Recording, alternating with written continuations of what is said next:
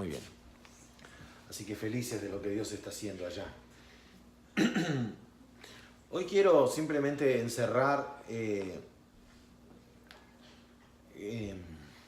esta mañana este pasaje de los ciegos que nosotros tenemos por título en nuestra Biblia. 2 ciegos reciben la vista.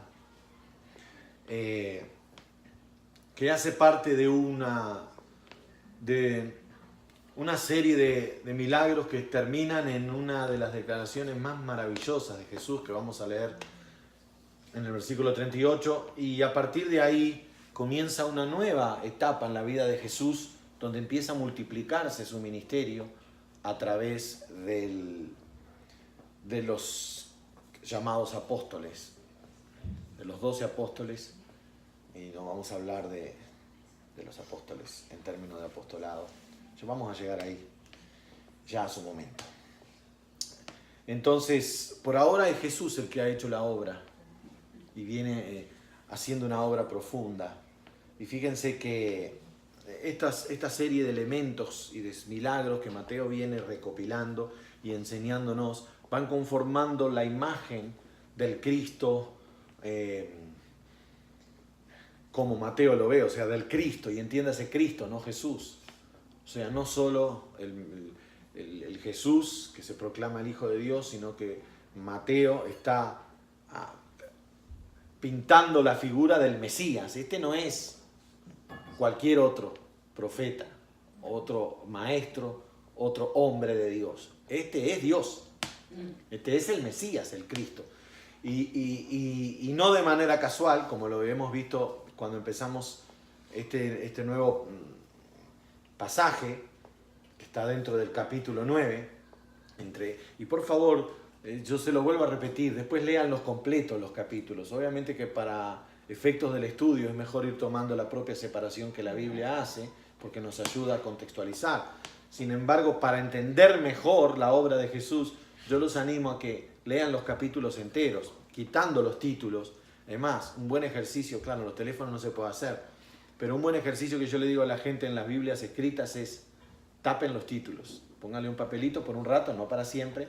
Póngale un papelito a los títulos del capítulo por un rato y lean todo el capítulo sin títulos y entiendan todo el mensaje. Y van a ver cómo eso los ayuda en la iluminación para entender el contexto. Jesús está haciendo una obra única y Mateo está narrándola de una manera única también. Y nosotros hemos ido comparando un poco también con otros de los evangelistas que narraron la historia de Jesús.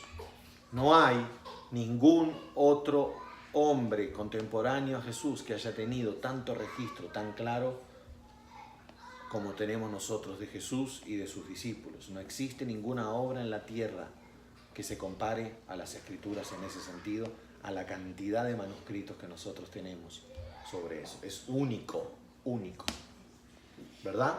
Por eso me sorprende que la gente tan fácilmente pueda creer en los escritos de Platón o de cualquiera de sus contemporáneos y no pueda creer en los escritos de Cristo, que tienen muchísimo más recursos y muchísimo más fidelidad en sus manuscritos que ninguno de los otros. Pero bueno, ya sabemos lo que eso es. Dicho esto, leemos: pasando Jesús de allí, le siguieron 2 ciegos dando voces y diciendo: ten misericordia de nosotros, hijo de David. Y habíamos hablado de lo que eso significa, ¿verdad?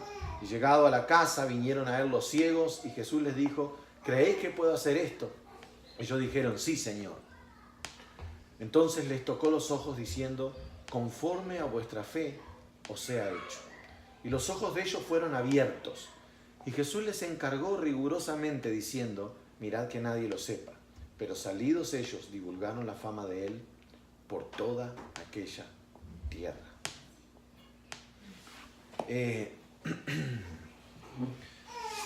Quiero esta mañana, simplemente terminando este pasaje, hacer un par de reflexiones que me parecen pertinentes y que no pudimos hacer la semana pasada y que a mí me gustaría hacer con relación a 2 cosas que me llaman mucho la atención.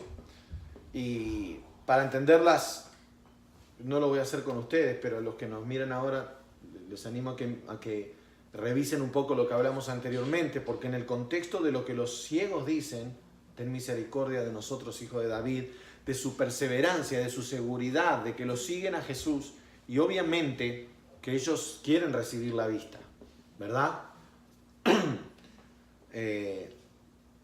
Sin duda que quieren recibir la vista física porque estaban en oscuridad. Pero hay una charla entre líneas o hay una verdad entre líneas que hemos ido desmenuzando. En primer lugar, la declaración de los ciegos no es normal. El hecho de que le digan, ten misericordia de nosotros, hijo de David, en realidad es una declaración que seguramente como que detonó una serie de persecuciones que terminaron en la cruz de parte de los fariseos, cuando una cosa es que le digan maestro y enviado de Dios, otra cosa es que le digan el hijo de David. O sea, ellos están diciendo implícito que este es el Mesías, algo que los religiosos de la época negaron. Y veíamos también que en la pregunta de Jesús hay mucho más que si creen que van a ser sanados. El crees que puedo hacer esto tiene implícito o es una pregunta basada en una declaración. No la saquen de contexto. La pregunta es, ¿ustedes creen que yo puedo hacer esto porque soy el Mesías? O sea, lo está separando de los curanderos y etcétera, etcétera. Y me llama mucho la atención también, por ejemplo, al endemoniado, o al ex endemoniado, pues ya no estaba más endemoniado cuando le dijo esto, del hombre al que salieron los demonios en Gadara, lo envía a decirle, dile a tu familia cuán grandes cosas ha hecho el Señor contigo. Sin embargo, en la tierra de Jerusalén, en la tierra de Israel, en la tierra del pueblo de Dios, y en el contexto del Mesías, Jesús le dice a estos hombres, no le digan a nadie, ustedes no tienen que decirle a nadie que yo les sané la vista. No le digan a nadie, aunque fue un pedido inútil, pero Jesús lo pide anyway.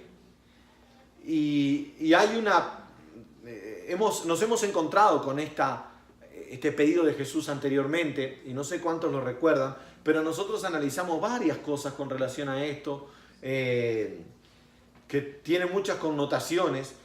Para mí la más contundente o la más clara con relación a Jesús es una cuestión del mensaje. Jesús está en el proceso de construir su mensaje. Por eso es que yo soy en contra de... Yo no es que no crea en la sanidad de Dios, claro que creo en la sanidad de Dios. Y creo que la sanidad en muchos momentos va a ser un testimonio para salvación. No tengo dudas de eso. Pero de ahí a hacer un movimiento basado en la sanidad para que algunos se salven, me parece que no tiene sentido, porque el peligro de que muchos malentiendan la sanidad y no se salven es grandísimo.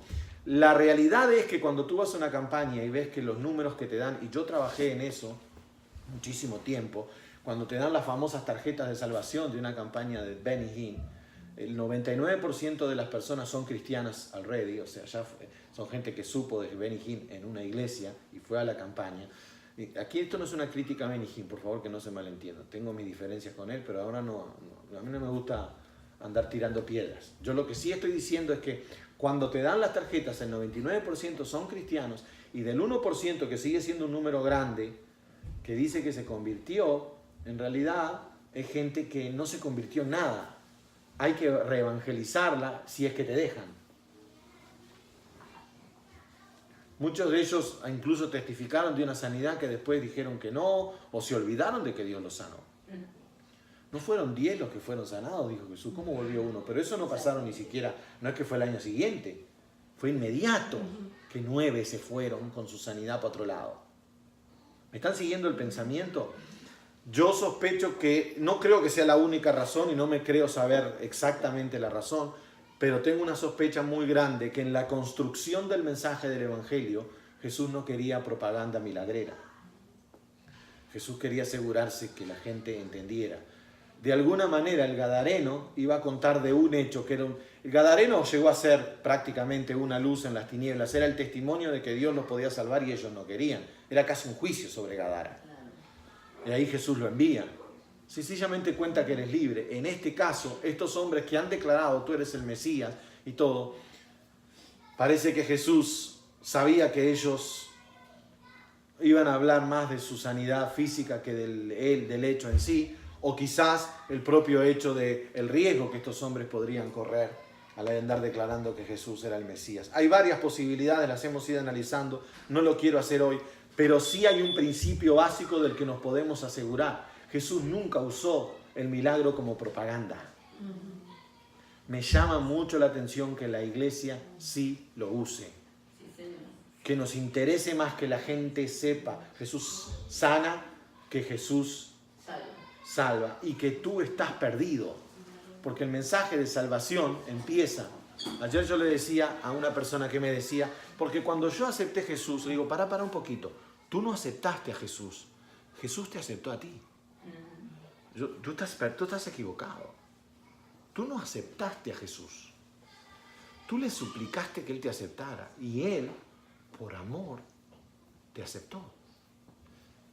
Dios te hizo, es más, Dios te hizo acepto a Jesús. Dios hizo una obra en ti a través de Cristo que ahora puede ser aceptado. Tienes acceso.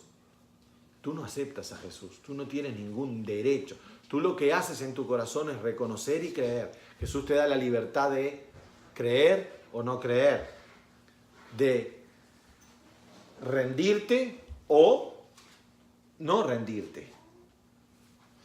Pero el que acepta a quién es Jesús a ti. Dicho esto, el mensaje del Evangelio que nosotros tenemos es tan precioso y es un mensaje tan vital, tan definitivo. ¿Tú crees que un médico que va a hacer una cirugía de esas bien complicadas en el cerebro va a arriesgarse a que en una clase o en una cátedra la dé una persona que no sabe nada de eso? O sea, no nos arriesgaríamos, mi punto es, no arriesgaríamos la enseñanza o la disertación de un hecho fundamental a alguien que no sabe. De hecho, el gran problema del mundo moderno es la falta de conocimiento real sobre las cosas que nos lleva a actuar de manera equivocada, que es un principio bíblico, que el pueblo perece por causa de conocimiento. Los profetas hablaron mucho, desde Daniel, Oseas, hablaron mucho del tema del conocimiento de Dios. Daniel hablaba de que el pueblo que conoce a Dios va a actuar conforme a lo que Dios es. Y Oseas hablaba de que la falta de conocimiento es la que hace que perezcamos.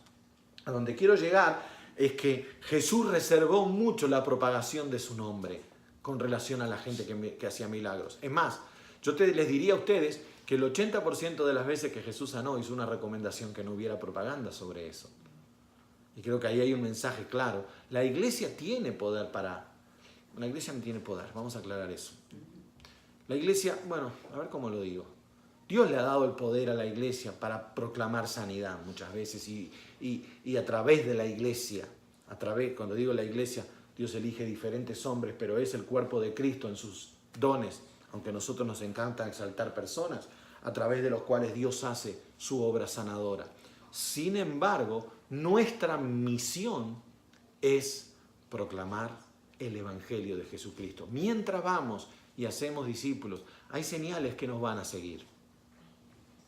Pedro no llegaba a una ciudad y decía, tráiganme los enfermos. Pedro predicaba el Evangelio, la gente era sanada. Y mientras la gente era transformada, salvada. Y una vez que el Evangelio era predicado, la Biblia dice que por la mano de los apóstoles había muchos milagros y prodigios. Yo no soy de la teología cesionalista, de César, ¿cuál es la palabra correcta? Bueno, es la teología que dice que los dones cesaron con los apóstoles, ¿verdad? Basada básicamente en 1 Corintios 13, que dice que la profecía se acabará y cesarán las lenguas porque en parte conocemos y en parte profetizamos. Hay grandes teólogos y hombres de Dios a los que respeto, como el caso de John MacArthur, al que respeto mucho, que tiene esa teología, bueno, los dones espirituales, o sea, se terminaron con los apóstoles, nosotros los cristianos. Yo no creo que eso sea así y no encuentro que 1 Corintios 13 sea lo que quiere decir, ¿verdad? Creo que habla mucho más de una cuestión mucho más futura en términos de la realidad del proceso de la vida y de nuestra esperanza en los cielos, porque aquí nuestra profecía y nuestros dones son imperfectos, por nuestra vida imperfecta, pero no creo que hayan terminado ahí, es mi posición. Sin embargo, sí entiendo que la iglesia no fue llamada a hacer propaganda de milagros. La iglesia fue llamada a ser discípulos. Incluso la iglesia, en la predicación del evangelio, tiene una misión que va más allá de la predicación, y es el discipular a las personas para que puedan oír las palabras de Jesús y después se las pasen a otros. Dentro de ese contexto, una de las cosas que quiero reflexionar en esta mañana es en el tema de cómo Jesús le encargó rigurosamente que nadie lo sepa. Había un momento en que Jesús debía revelarse, había un momento en que Jesús debía mostrarse como Él era, había un momento en el cual Jesús iba a consumar la salvación, y de alguna manera Jesús le fue diciendo a los que estaban alrededor y a los que iban siendo sanados: este no es el tiempo, esta no es la hora, ustedes no son los encargados, no lo digan. Jesús va a enviar después a los apóstoles, a los discípulos. Más adelante lo vamos a encontrar, que Jesús los envía. Y no solo a los apóstoles, va a enviar a muchos más. El primer grupo que salió a predicar fueron 70, o sea, eran mucho más que 12. ¿Ok? Y la otra cosa que quiero decir ya terminando esta mañana es ¿crees que puedo hacer esto? Y entonces tocó los ojos, diciendo: conforme a vuestra fe os sea hecho. Habíamos hablado de cuántos milagros de Jesús sucedieron sin que la gente creyera. La fe, por supuesto que es un vehículo para milagros, y hay momentos en el que Dios va a probar tu fe, sobre todo la fe que confía en que Dios va a hacer la obra a su tiempo. Pero no todos los milagros requieren fe. Una buena doctrina bíblica no puede decir para cada milagro se necesita fe, porque hubieron muchas personas, y yo di 2 ejemplos entre los muchos que hay: un endemoniado no puede tener fe y una niña muerta menos. Y sin embargo fueron 2 personas que recibieron milagros de Jesús. Eso lo hablábamos la semana pasada. El ¿creéis que puedo hacer esto? Está ligado, como yo les decía, al ten misericordia de nosotros, hijo de David.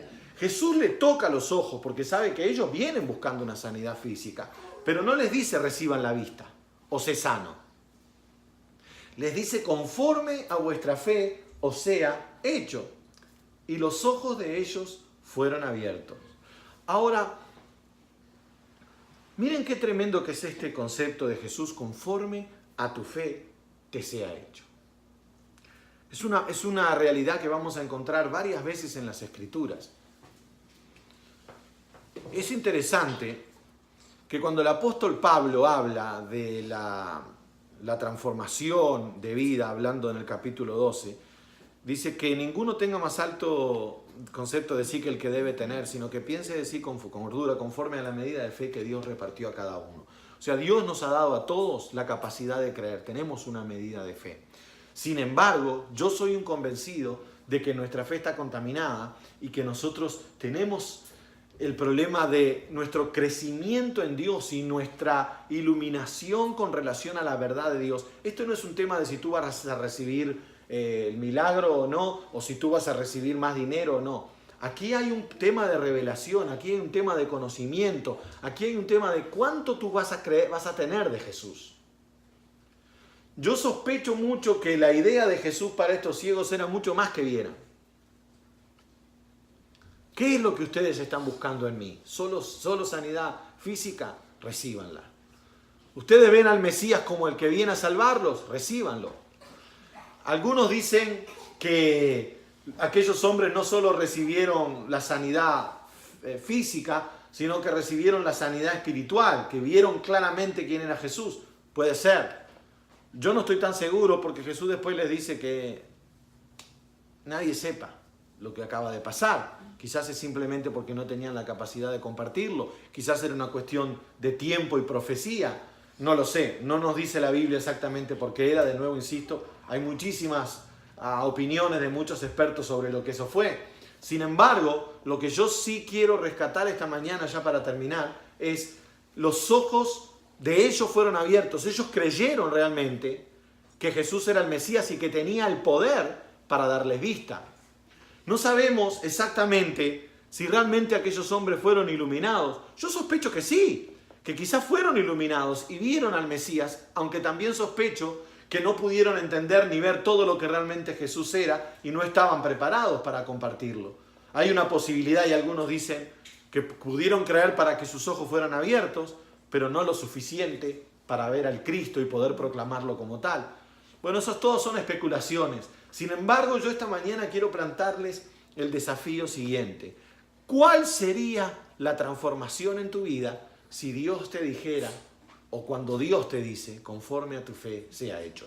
¿No será que lo que le achacas a Dios que no está haciendo en tu vida es sencillamente falta de fe? Porque la fe sí es fundamental en el proceso de la transformación del justo, de gloria en gloria. Dios, por misericordia, aunque no tengas fe, capaz que te provee el dinero que te falta para pagar el alquiler.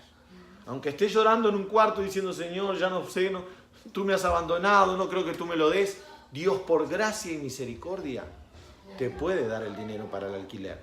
Pero Dios no te puede salvar si tú no crees. Y tú no puedes ser transformado si tú no crees.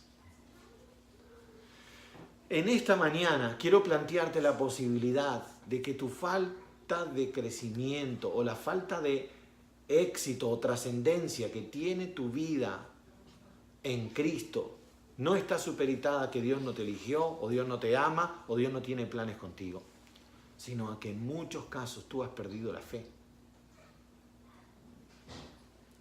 ¿No será que el planteamiento que Jesús le está haciendo a los ciegos es el que nos hace a nosotros? Bueno, si analizamos la Biblia y entendemos que el justo vive por fe y que somos transformados de gloria en gloria a través de la fe, y que si vivimos en la fe del Hijo de Dios, entonces vamos a llegar a la conclusión de que este planteamiento a los ciegos es el planteamiento a todo cristiano. Conforme a tu fe sea hecho. ¿Tú realmente crees? ¿Saben? El otro día, hablando con otros hermanos queridos a los que también tenemos una reunión como esta, yo les decía lo siguiente, porque la persona decía, no, yo sé que si yo tengo que llegar a ese punto no voy a poder honrar al Señor, porque yo soy muy débil y entonces voy a buscar la salida por otro lado.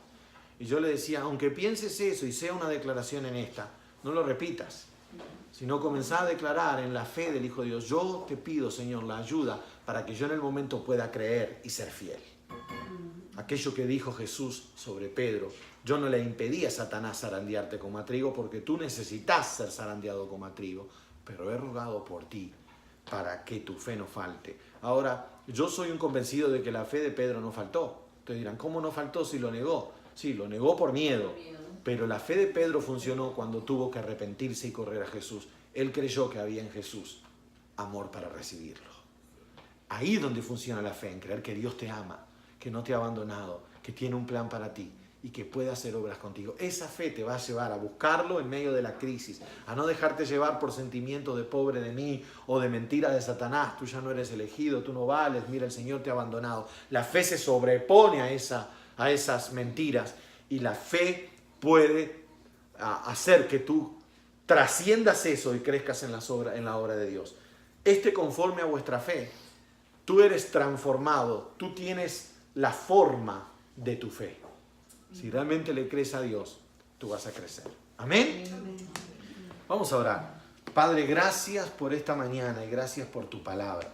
Gracias por poder estudiarla y por recibir la iluminación que tu palabra nos da.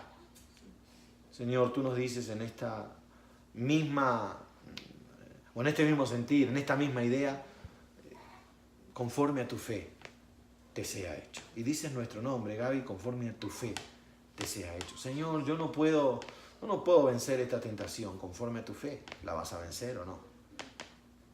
No puedo creer que tú me elegiste. Conforme a tu fe, ¿vas a creer que te elegí o no? Cada uno tiene el desafío esta mañana de ser conformado a la fe. Ayúdanos a crecer en ella. En el nombre de Jesús. Amén. Y amén. Que Dios los bendiga. Amén. Que tengan un feliz domingo.